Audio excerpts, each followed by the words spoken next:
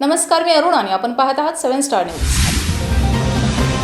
महाराष्ट्राचे माजी ज्येष्ठ मंत्री डॉक्टर अण्णासाहेब डांगे यांच्या मार्गदर्शनाखाली कार्यरत असलेल्या येथील दीनदयाळ मागासवर्गीय सहकारी सूतगिरणी लिमिटेड इस्लामपूरच्या कार्यस्थळावर पंडित दीनदयाळजी उपाध्याय यांच्या पुण्यतिथीनिमित्त दीनदयाळजी यांच्या प्रतिमेचे पूजन सूतगिरणीचे एक्झिक्युटिव्ह डायरेक्टर, इस्लामपूरचे माजी नगराध्यक्ष, सांगली जिल्हा मध्यवर्ती सहकारी बँकेचे संचालक ॲडव्होकेट राजेंद्र उर्फ चिमनभाऊ डांगे यांच्या हस्ते पुष्पहार घालून अभिवादन करण्यात आले।